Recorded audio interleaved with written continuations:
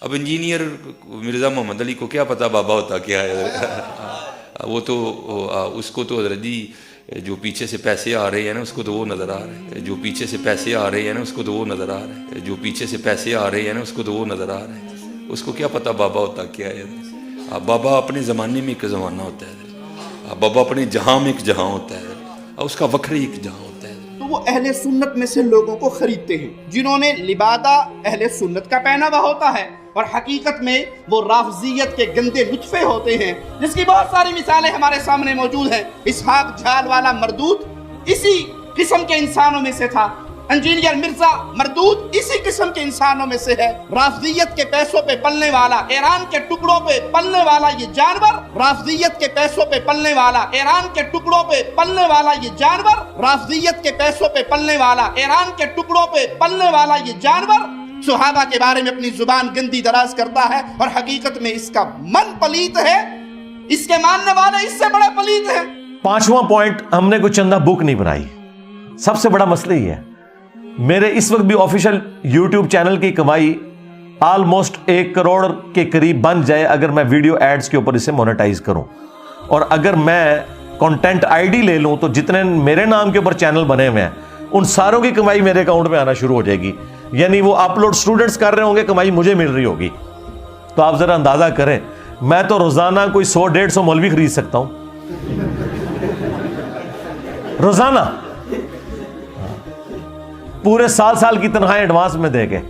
کوئی مسئلہ ہے میرے لیے، لیکن ہم نے یہ کام نہیں کیا، اور اس لیے نہیں کیا کہ ہم قرآن و سنت کی تعلیمات میں اسے حرام سمجھتے ہیں۔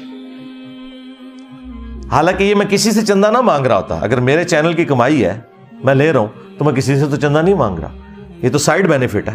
میرا چندہ تب ہوتا نا جس طرح اس وقت بڑے انٹرنیشنل سپیکرز ہیں، ان کی ویڈیوز اگر آپ نے لینی ہو تو ویڈیوز خریدنی پڑتی ہیں، آپ کو ویب سائٹ سے بھی ڈاؤن لوڈ کرنی ہو نا تو وہ ڈالرز دینے پڑتے ہیں آپ کو سال کے۔ میں نام نہیں لیتا، پھر وہ لوگ برا مان جائیں گے۔ ہم نے دنیا کی جتنی حدیث کی کتابیں اس وقت تک اردو میں ٹرانسلیٹ ہو چکی تھی، آلموسٹ ساری بڑی وہ فری رکھ دی ہوئی ہیں ان کے PDF اپنی ویب سائٹ کے اوپر۔ میرے سارے کی ساری ویڈیوز فریلی اویلیبل ہیں، ڈاؤن لوڈ کر سکتے ہیں۔ لہذا میں اس سے تو نہیں، یہ تو سائیڈ بینیفٹ تھا کہ میں ویڈیو ایڈز چلا کے تو کمائی کر لیتا۔ ویڈیو ایڈز نہیں چلائے، صرف امیجز تک اس کو رکھا، کمپرومائز کیا، اس وجہ سے کہ اللہ کو کیا جواب دیں گے کہ ہم دین کے نام کے اوپر جو ہے وہ غیر شرعی فعال کر رہے ہیں۔ تو یہ ایک بہت بڑی خوبی تھی، چندہ بک بھی نہیں بنائی، اور جو اپنی خود محنت کی کمائی تھی وہ بھی نہیں لی، صرف اس وجہ سے کہ شریعت کی حد نہ ٹوٹے۔ اب مجھے بتائیں، یہی چند چیزیں ہوتی ہیں جس سے آپ لوگوں کو جج کرتے ہیں کہ وہ اس سسٹم سے کیا بینیفٹ حاصل کر رہا ہے۔ تو ہم اس سسٹم کے بینیفیشری ہے ہی نہیں ہے، اس لیے میں کہتا ہوں کہ میرے ساتھ اگر کسی کو آپ نے کمپیئر کرنا ہے نا کہ جی فلاں بھی بندہ دین کا کام کر رہا ہے، تو وہ میرے والی خوبیاں بتانی ہیں آپ نے۔ پہلی جو یہ خوبی ہے نا چندے والی، اس میں سارے فیل ہو جائیں گے۔ کوئی ایک بندہ نہیں آپ بتا سکتے جو چندہ نہ لیتا ہو، اور میں ان کے چندوں کو غلط نہیں کہہ رہا، یہ ذہن میں رکھیے گا۔ اگر وہ اپنی بیسک نیڈز تک اپنے معاملات کو کرتے ہیں تو ان کا حق ہے۔ مثلا طارق جمیل صاحب ہزاروں سٹوڈنٹس کو ان کی رہائش سپورٹ کر رہے ہیں، انہیں تعلیم دیتے ہیں، ان کا سال کا بجٹ 155 ملین ہے، سال کا بجٹ 10 لاکھ کا 1 ملین ہوتا ہے، 155 ملین ایک سال کا ان کا بجٹ ہے۔ یہ میں 2 سال پرانی بات کر رہا ہوں، اب نہیں مجھے پتا کیا ہے۔ ڈاکٹر ذاکر نائک کروڑوں میں چندے لیتے ہیں، انہوں نے اپنا بیت المال بھی قائم کر لیا، اور بھی آپ نعمان علی خان تو چھوڑ ہی دیں، کیا حالت ہے، اربوں میں ہے بات، کوئی ایک بندہ بھی نہیں ہے۔ ڈاکٹر اسرار صاحب، ان کی جماعت چندے لیتی ہے، کوئی نہیں، آپ کوئی ایک نہیں۔ الیاس قادری صاحب، ان کا تو آج سے 10 سال پہلے اربوں میں چندہ تھا ان کا، چندہ بکس رکھی ہوئی ہیں، چندے باکسز رکھے ہوئے ہیں۔ ہم نے کوئی ایسی بات نہیں کی ہوئی، کیوں؟ اس لیے کہ ہم نہیں چاہتے کہ کوئی شخص ہمیں کل کو یہ تانا دے کہ یہ پیسے کمانے کے لیے اس نے سب کچھ کیا ہے۔ اب بھی اگر آپ کو یقین نہ ہے کہ ہم اپنی دعوت کے ساتھ مخلص ہیں تو اپنی عقل کا علاج کروائیں۔ ہاں، اس کے بعد پھر یہ لوگ یہ کہتے ہیں کہ جی اس سے یہود و نصارہ سے، ایجنسیز سے فنڈنگ ہوتی ہے۔ یہود و نصارہ آپ کو یہ کہیں گے کہ قرآن بخاری اور مسلم پڑھو تو تم ہدایت پا جاؤ گے. ہاں، اور یہود و نصارہ کے ایجنٹ وہ ہیں جو کہتے ہیں قرآن ڈائریکٹ نہ پڑھنا گمراہ ہو جاؤ گے. ہاں. محمد لقمان کرک سے، میں رمضان المبارک میں قرآن ترجمہ کے ساتھ پڑھنا چاہتا ہوں، آپ رہنمائی فرمائیں کہ کس مترجم کی تلاوت کروں. شکریہ. بالکل کسی مترجم کی تلاوت آپ نے نہیں کرنی، یہ بات یاد رکھیں. عام بندہ جب قرآن کے ترجمے اٹھا کے اس میں غور و خوض شروع کرے گا، یہ گمراہی کا دروازہ کھلے گا. میری جان من، قرآن کریم اتنا لاوارث نہیں ہے کہ آپ اس کو بغیر قرآن کے ماہر کے پڑھنا شروع کر دیں.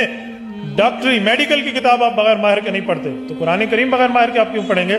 ترجمے آپ کے لیے نہیں ہے، یہ طالب علم کے لیے، یہ انڈر کنسٹرکشن عالم کے لیے، جو ابھی زیر تعمیر ہے، یہ اس کی مدد کے لیے. آپ کو چاہیے آپ نے ترجمہ پڑھنا ہے تو کسی عالم دین کی زیر نگرانی پڑھیں.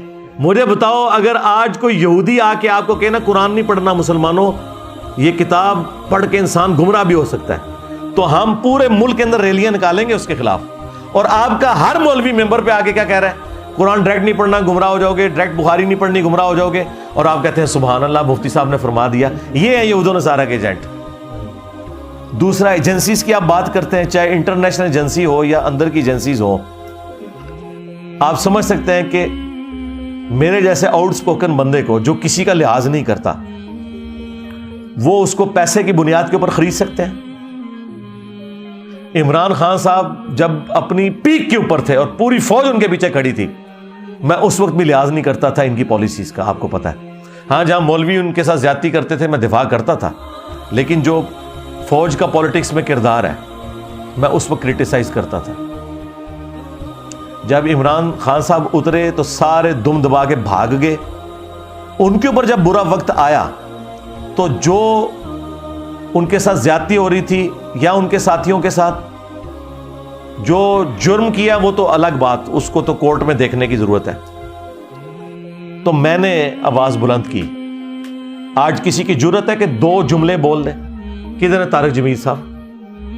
9 مئی کے بعد کسی کی جرت ہوئی ہے کہ بولے؟ لیکن میں نے جتنی حق بات تھی وہ دھڑلے سے اسی رات لائیو سیشن میں کی اور بڑوں تک پہنچائی. وہ اس بات کا ثبوت تھی کہ ہمیں کوئی آر نہیں سچائی بیان کرنے میں. ابھی تو کئی باتیں یار میں اس کو کیمرے میں کرنا نہیں چاہتا ورنہ اور مسئلے کھڑے ہو جائیں گے. تو کسی کی جرت نہیں کہ ایسا کوئی معاملہ کرے. 1 روپے کے کسی کے روادار نہیں ہے. یہاں ہزاروں، اب تو میں کہہ سکتا ہوں لاکھوں لوگ ہو کے جا چکے ہیں. سب کو ریسرچ پیپرز فری دیے ہیں، سب کو دودھ پتی پلائی ہے فری. جو صبح جلدی آتے ہیں انہیں ناشتہ بھی کرواتے ہیں، سموسے بھی، سب کچھ اپنی جیب سے کرتے ہیں. یہ وہ واحد خانقاہ ہے توحید کی جہاں پر چندے لیے نہیں جاتے بلکہ اپنی جیب سے کھلایا جاتا ہے. ہاں، آپ یہ جو صوفیاء کی خانقاہوں کی بھی بات کر رہے ہیں نا کہ وہاں فری کھانا کھلایا جاتا ہے، نا نا نا نا جناب. جو بندہ آپ سے 1 لاکھ روپے لے کے آپ کو 1 روپے آپ کے اوپر لگا لے اور آپ یہ کہہ رہے ہیں وہ فری کھلا رہا ہے. آج داتا دربار کے چندے بند کر دیں، آج پاک پتن کے آپ چندے بند کر دیں. یہاں کوئی صفائی کرنے والا بھی آپ کو مل گیا تو مجھے پکڑ لیجئے گا. یہ دربار چل رہے ہیں چندوں کے اوپر، اور جدھر 150 بندہ صرف نوٹ گننے کے لیے بیٹھا ہوتا ہے شام کے وقت، اگر وہاں پہ 2-4 دیگیں جو لوگوں نے فری چڑھائی ہوئی ہیں وہ آپ کو کھانا کھلا دیتے ہیں تو آپ کیا کہہ رہے ہیں یہ بابا جی کر رہے ہیں؟ بابا جی تو خود آپ کے چندوں کے اوپر چل رہے ہیں. ہاں، باباؤں کے بابا آ گئے آپ. ہاں، تو یہ سارا فراڈ ہے. یہ آپ لوگوں نے کبھی غور ہی نہیں کیا تھا کہ آپ سے لے کر یہ سلطانہ ڈاکو والا کام کر رہے تھے. ہاں، امیروں سے لے کے غریبوں پہ لگا دیا. یہ غریبوں سے لے کے تھوڑا سا غریبوں پہ لگاتے ہیں اور کہتے ہیں جی وہ بابا جی کھلا رہے ہیں. کوئی بابا نہیں کھلا رہا بھائی، کسی نے کوئی محنت نہیں کی ہے. پرانے بھی اسی طرح ہی کرتے تھے، حکمرانوں کے تحائف لیتے تھے، ان کے بینیفیشری ہوتے تھے. آپ کو یہ سارے مغل بادشاہ بھی دیکھیں سارے مزاروں پہ بیٹھے ہوئے نظر آئیں گے. تو یہ سارے اس سسٹم سے کھاتے پیتے تھے. تو یہ بات بھی الحمدللہ ہمارے ہاں آپ کو کوئی چندہ بک نہیں، کوئی مدرسہ نہیں، کوئی فرقہ نہیں، سب کے پیچھے نمازیں پڑھنی. تو اب تو کوئی آپ کہہ ہی نہیں سکتے کوئی اس سسٹم سے ہم نے کوئی بینیفٹ حاصل کیا ہے.